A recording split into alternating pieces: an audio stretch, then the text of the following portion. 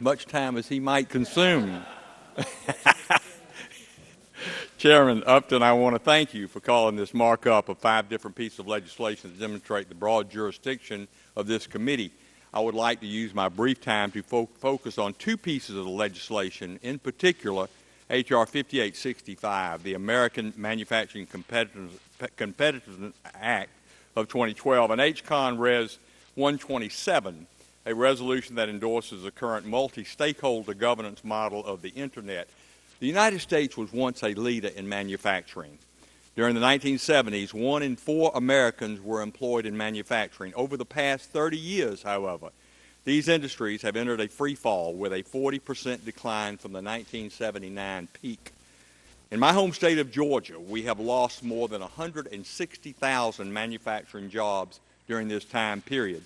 Mr. Chairman, there are those who have written off American manufacturing, but I am confident this sector can and will thrive again. The legislation that we have before us today will help move us in that very direction.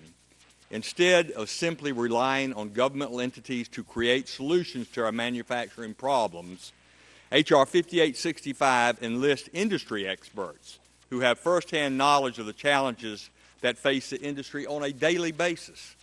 This legislation will do so by creating a public-private American Manufacturing Competitiveness Board, drawn mostly from the private sector, to provide recommendations to the President and to the Congress on how to best revitalize this critically important sector of our economy.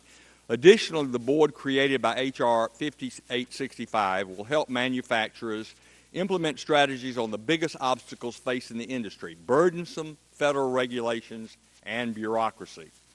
It's long past time that we rely on industry experts to help guide manufacturing policy.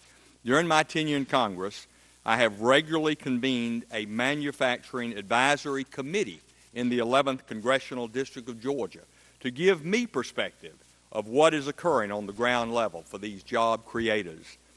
After each of these meetings, I walk away knowing that I am better informed on these industry challenges. I am particularly glad that H.R. 5865 embodies this very model that I've found to be so very successful. Mr. Chairman, I commend the leadership of the authors of this legislation, Mr. Lipinski and Mr. Kinzinger of Illinois, for working in a bipartisan manner to create and craft legislation that will help put in place a strategy to rejuvenate manufacturing in this country. And I urge all of my colleagues, please support H.R. 5865. Mr. Chairman, I also want to briefly speak to the importance of H.Con. Res. 127. As a co-sponsor of this legislation and member of the Communications and Technology Subcommittee, I'm an ardent supporter of the current multi-stakeholder governance model of the Internet. The Internet has proven to be the largest economic engine in the 21st century economy. Yet, despite these successes, international organizations like the UN and International Telecommunications Union seek to grab control over the Internet through global regulations. I believe this country should stand its ground on governance of the Internet and not allow it to fall into the hands of the international community. I urge my colleagues, support H.Con. Res. 127, and I yield back my time.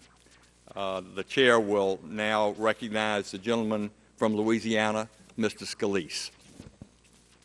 I thank you, Mr. Chairman, for yielding, and glad you were able to take the time that you needed. I was going to happy to